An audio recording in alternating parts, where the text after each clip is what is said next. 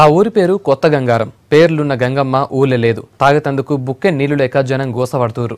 సంటి పిల్లల్నేసుకుని కిలోమీటర్ల దూరం నడుచుకుంటూ పోయి సెలిమిళ్ళకెళ్లి నీళ్లు తెచ్చుకుంటూరు.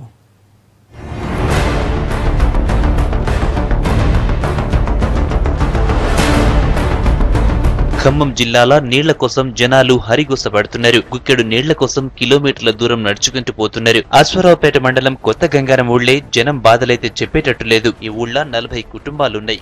ఈడ 3 ఏండ్ల కింద ఓ బోరేసిర్రు. ఇన్నొద్దులు మంచిగానే పనిచేసిన బోరింగ్ నుంచి ఇప్పుడు చిలుము నీళ్లొస్తున్నాయి. దీంతో ఇవి తాగడానికి పనికి రాకుండా పోయినాయి.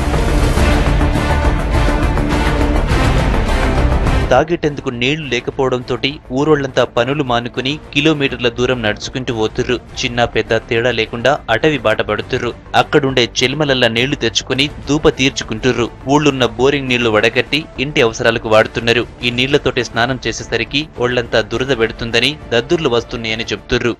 ఇక్కడ ఉంటున్నాం 15 సంవత్సరాలు బట్టి నీళ్ళు లేక చాలా ఇబ్బంది పడిపోతున్నాం. 4-5 కిలోమీటర్ల నుంచి నీళ్లు తెచ్చుకోవాలి. ఆ నీళ్లు ఒక కొట్టుడు పంపు వేసారు కానీ అవి సిలువు నీళ్ళు వస్తున్నాయి ఎర్రగా. పిల్లలకి బాగా నీళ్లు చర్మంతా కుండ్లు పడ్డట్టుగా అయిపోతుంది. ఆ నీళ్లు తాగడానికి మాకు చాలా ఇబ్బందిగా ఉంది.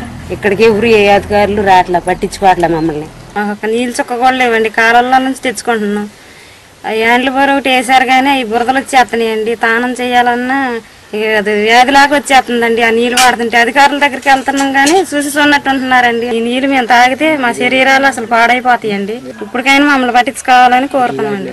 నీళ్ల బాధలు తీర్చాలని ఆఫీసర్లకు ఎన్ని మాటలు చెప్పుకున్నా పట్టించుకోవట్లేదని చెప్తుర్రు ఊరోళ్లు. మున్ముందు ఎండలు ఎక్కువైతాయని నీళ్ల కోసం ఇంకెన్ని తిప్పులు పడాలనో అర్థం కావట్లేదంటున్నారు. ఇక్కడ మేము గత 10-15 ఏళ్ల నుంచి ఉన్నామండి. ఏ అధికారులు పట్టించుకోవట్లేదండి. నీళ్లు లేక ఇబ్బంది పడిపోతున్నామండి. ఒక యాండ్ల పంపు వేసారండి. బాగా సిలువ అండి. అసలు ఎర్రగా వస్తున్నాయి. ఆ నీళ్లు కొడితే బిందులు బకెట్లు కూడా ఎర్రగా వచ్చేస్తాయి. బట్టలు నానబెడితే బట్టలు కూడా ఎర్రగా వచ్చేస్తాయి. పిల్లలకు పోతే దురద పొక్కులు వచ్చేస్తున్నాయి. పుండ్లు పడిపోతున్నాయి. ఏదో వ్యాధులాగా వచ్చేస్తున్నాయి. మేము అక్కడికి 2-3 కిలోమీటర్ల దూరం వెళ్ళి మంచినీళ్ళు తాగడానికి తెచ్చుకుంటున్నామండి. బాగా ఇబ్బంది పడిపోతున్నామండి. అసలు నరకం చూస్తున్నామండి. వచ్చేది మే నెల. అసలు నీళ్లు లేక ఏం ఇబ్బందులు పడుతున్నామంటే అసలు మాకు పైన భగవంతుడికి తెలుసు అండి. అధికారులకు తెలియట్లేదండి. అసలు రాజకీయ నాయకులకు తెలియట్లేదండి.